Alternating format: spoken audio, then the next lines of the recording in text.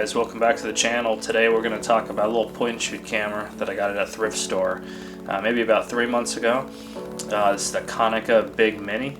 Before we get into it, if you haven't already, make sure you click the subscribe button down below, because that's going to help me make more of these videos, and of course it's going to help you know when more content comes out as well. And also, as we kind of go through this, don't forget to hit that like button as well. So anyway, maybe about 3 months ago, I found this on the shelf at a little thrift store in town for $5. I have heard of the Konica Big Mini before, and I've seen them online. They're generally very expensive, $300, $400, $500, and they really didn't look like this particular one, which was interesting. I hadn't seen this particular one before. Normally, they have a little square bezel right here, or bevel, where when you turn it on, the lens comes out, obviously. When this is round, it's just kind of a different form factor, and it looked a little bit more chunky than the ones I was used to seeing. And looking online, I couldn't find anything at the time, but for $5 I was like, hey, maybe it's one of their lower end ones or whatever that they branded like that. Since then, I've been shooting a lot with it, and it just takes some really great shots, and I'll put some of those up a little bit later. I have seen 3 or 4 of these on Etsy now since I've had this camera, and they were all selling somewhere between $150 and $200. I think one was like $250 or something, so they must be pretty desirable. The actual model number on this one is the BM411Z, or the Konica Big Mini AI Flash. So it is quite a bit different than probably 90% of them that you're going to see when you Google search it or look on Etsy. But real quick, I'll run through a little bit of the specs on this particular one, just so you kind of know what it's all about.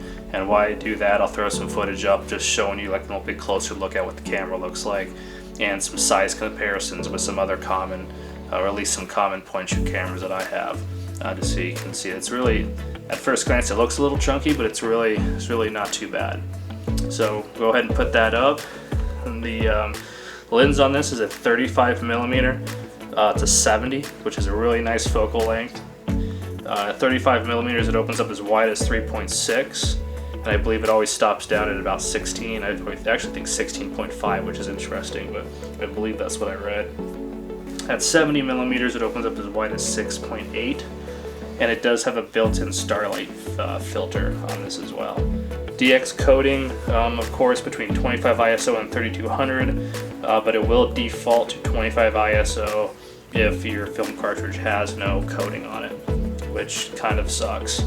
Most cameras, I feel like, just default to 100, which is kind of like a good place to be, but 25 seems a little bit low, but that's where it goes. As far as the modes go, of course, you got auto flash. That's what it defaults to when you first turn it on. You have pre-flash, which is that double flash, that red eye reduction. Flash permanently on, flash permanently off, of course, and then flash off with plus 1.5 exposure compensation. So other than that, I've been shooting with this a lot. Just to go through some of the benefits, some of the things I really like about this, and then I'll go through a few of the things that's kind of could have been improved on a little bit, I feel. First is the deploy on this is very quick. I mean, when you power this on, it's ready to go, just like that. And it powers down very quick too. So if I have it in my bag and I'm somewhere I want to take a quick shot, it's just like that, it's ready to go. Some of the other ones, when you hit that button, you got a nice 5-6 seconds as it's trying to power up. The zoom button on the top is a single button, so you hold it, and the more you push it until it gets all the way out to 70mm focal length, and then you retract it back. So it doesn't have a toggle forward and back like some cameras do. It's just a single button. Your shutter release here on the top has a very nice response time. It's very responsive. The viewfinder in this is fantastic. It's big, it's wide, it's bright. Fantastic viewfinder, probably one of my favorite features about it. And then of course you got your date coding on the back there. Probably the biggest plus for me in this, outside of the image quality, because the lens is really great, is just how quick it deploys and how quiet it is. Some of the drawbacks though that I wish were a little bit better on it. All the controls are on the back, and I'll put a little close-up shot of that so you can see it a little bit better. But in order to change the different modes, you really have to kind of get your fingernail in there and push it pretty good. It has to be a very deliberate choice to be moving those modes around, because, and maybe that's a good thing so you don't accidentally bump it, but I have struggled a few times just to get to, you know, I think you got to hit this particular mode button 3 or 4 times before you get into flash off plus 1.5 exposure compensation. Outside of that, it has no lens cover, so when it's in your pocket, this front glass here can smear if you touch it. So far it hasn't caused any issues that I'm aware of, so, you know, so maybe I'm overthinking it a little bit, but like right now it's a little smudged and I probably just cleaned it yesterday. So it would have been nice if there was actually a shutter or something that went over that when you powered it down. The other thing is, if it didn't have that, it would be kind of cool if you had some threading in there for either an additional filter or maybe a lens hood or something like that. But I know you don't see that much on point and shoots, but it would be pretty cool.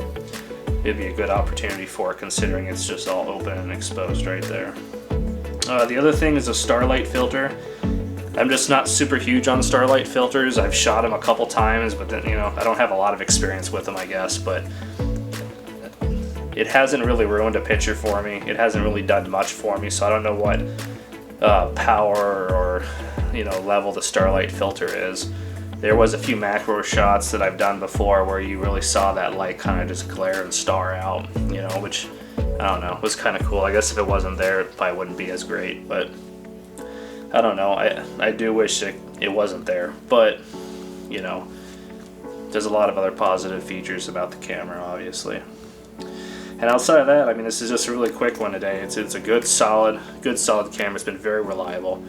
It shoots great. I've had a few like Pentax IQ, Easy IQs, or whatever they're called, and it feels like sometimes either the flash doesn't charge or it just doesn't want to focus, or it's just not as responsive. And this thing is very reliable, very responsive.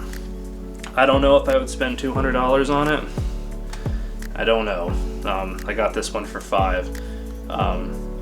But I would say if you're in the market, that's probably a good camera for you to get. Other than that, I'll put up some photos that I took with it at the local, kind of like a local museum here in town. Just got tired of the snow, so I was like, yeah, let's just go in here and see if there's anything to shoot. And it did really well in low light with flash. Almost all these was with flash. And then my favorite one being this one here with the typewriters, where I was shooting +1 exposure compensation just to blow the background out a little bit, and just did really well. You can see the lens does very, very well. And I was shooting Fuji Color Super HC2 100, which is an expired film that I got off a dude on Etsy. It's been in cold storage since 1997, so it did pretty well. Let's see, outside of that, that's really all I have for today. Like I said, it's going to be a really quick review on this point and shoot.